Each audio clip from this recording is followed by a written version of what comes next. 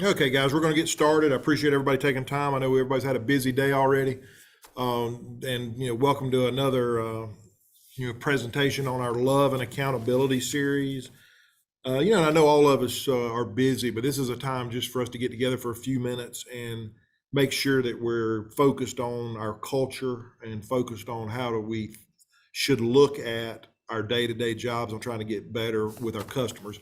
I did want to, it's going to be a little bit different today. I wanted to spend a few minutes, a good bit of time on the core values. If you think about it, everything we do um, is based on these core values. And often, we get questions about, good grief, we got 20 core values, but they're really a lot of ways to look at similar opportunities to how we should think every day about what we're trying to accomplish for our customers. And so almost all of our core values are a reminder to help us take care of our internal and external customers. That's what it's all about. We believe that if we do that, we'll win every day. And these are really promises between us as individuals. These are not just they're not company policies, but they're promises. If you guys will look at it that way, it's really a promise on how we're going to treat each other as individuals. And these are maybe a prayer to each other to help us separate ourselves from our competition. If we live this way, we're going to live better lives, and so we'll be better with against our competition every day because we're focused on how to live instead of just taking care of business. And they're here to help us stand out, to excel, and to win. And then almost all are about a simple philosophy that if we provide quality services and do what we say, that our customers will always come back. And so I was going to read, I actually want to take a minute and read the core values, but I'd want everyone to think about it from a framework of communication and how important communication is in us accomplishing our day-to-day lives and our missions. So the first one is work safely 100% of the time, never compromising coworker or customer safety. If we don't communicate, we can't do that. Provide the highest quality work possible. We have to communicate to be able to provide high quality work. Exceed the customer's expectations in everything we do. If we start off not communicating properly, there's no way we're going to exceed our customers' expectation. Continuously train our staff to improve, progress, and tackle industry change so we can always provide the best service possible. Live by the sundown rule. Do not let the sun go down without the customer knowing the status of their service call, proposal, roof leak, job completion. So that really, from a communication standpoint, is the golden ticket of the GSM way. Live by the sundown rule. Provide comfort and peace of mind every call, every customer, every day.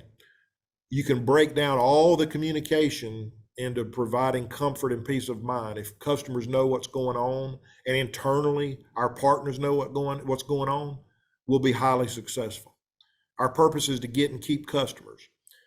Do what we say we are going to do when we say we are going to do it. That's all about communication. We will do no harm.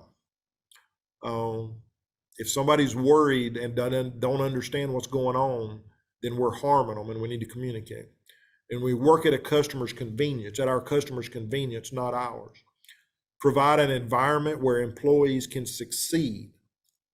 If our employees don't understand what we're wanting, there's no way they can be successful. Hold each other accountable to the GSM standards and expectations. If we don't communicate those standards and expectations, how in the world are we going to hold each other accountable?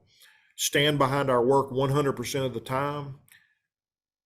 Earn a reasonable profit to reinvest in the company and our employees in training and technologies to ensure the long-term success and viability of GSM. Provide the best value to our customers. It is our obligation to ensure they are aware of that value by demonstrating it. Continue to be leaders in our industries. As we progress, we will continue to evolve, adapt, and change to ensure we remain industry leaders. Praise publicly and coach privately. And maintain our success through our positive relationships with our customers, our suppliers, and our fellow team members. Communicate, communicate, communicate with our customers, our suppliers, and our fellow team members. And have a positive attitude and inspire happiness. It's a personal choice. That's probably the easiest way to communicate what we're trying to accomplish, is to have an attitude, a great attitude, and inspire happiness. And remember, we're a customer service company. We take pride in giving our customers the very best every time. So I say all that to move into something that's happened to us a couple of weeks ago. And I want to make sure everybody knows Vernon Vaughn shared this with us. We do a commercial lunch and learn every couple of weeks. And Vernon Vaughn put this spreadsheet together to talk about the different communication methods and the different responses and the good, the bad, and the ugly with all the different communication methods that are available to us. And first, I want to give him credit. I thought this was one of the best lunch and learns we've ever had. And then I wanted to talk about it more today because most of the people that got it were in commercial air conditioning, but this is something we need to share in the entire company. And we're going to send this to you, this spreadsheet, we're going to send it to you in the morning. You're going to get an email from Amy Anderson showing this. And I'd like to see us use this as a communication tool in a lot of different ways. But I want you to think about it in this way. Along the top are 5 different ways that we can communicate. And, we get into this whole thing about different generations communicating differently. And we get in this whole thought process that some are better, communication methods are better than others. But all the communication methods are good and bad, or they're better or not as good, depending on the circumstance and what you're trying to accomplish. So, if you take, let's just start at the upper left and go to the right, an in-person, if you want to get a response that's quick, often we've got to think about what response we need in the type of communication and how important that we get a quick response. If you want a quick response, the fastest is to have an in-person meeting. We want to have appointments when we're talking to customers and each other because we want to respect each other's time. But it's the quickest. If you want to get a response, you deal with somebody in person. A phone call is also fast. It's really fast, and it's in person. So it's verbally a really good way to get a fast response. But then a lot of way in today's world, if you know you're using a text, that can get an immediate response. I've seen at GSM, though, that we often send these emails. We send emails when we need a fast response, and then later we're complaining that we didn't get a fast response from someone. But really, when you send somebody an email, you're setting yourself up to get a slower response. And then something that we're really working on today, and I'd like to see us do more of, is Zoom calls. Scheduling a Zoom call,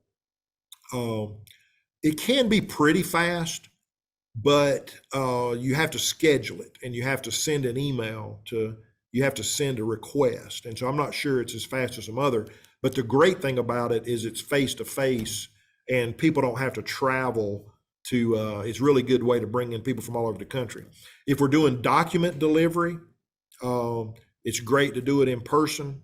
A phone call, you should never be trying to explain something on a document over a phone call. It just gets blurry and gets ugly. Text is okay. Sharing a document with an email is very good because you have a record of it. So if you wanted to talk to somebody about about a document, but you should always follow up with an email. And then also, if you got a Zoom call, it's pretty good to do that, but they have to have it in front of them, and you need to make sure it's clear. And then, on the left-hand side, this whole left-hand column is outcomes or maybe focus items. So let's make sure we're thinking about that. So pressure, if you need to apply pressure to somebody, of course, in person is the most, and a phone call is more pressure. A text and email is no pressure. And then often a Zoom call can be really, really high level pressure if you need to apply that, because if you invite the right people to the Zoom call, everybody's in front of God and the world. And so that and in person, I really like. If you're going to have a discussion, good God, we are messing this up all the time. You should not be sending an email over and over back and forth if you're trying to have a discussion. Um, you really want to have a discussion either in person on a phone call or on a Zoom call. And we need to think about that.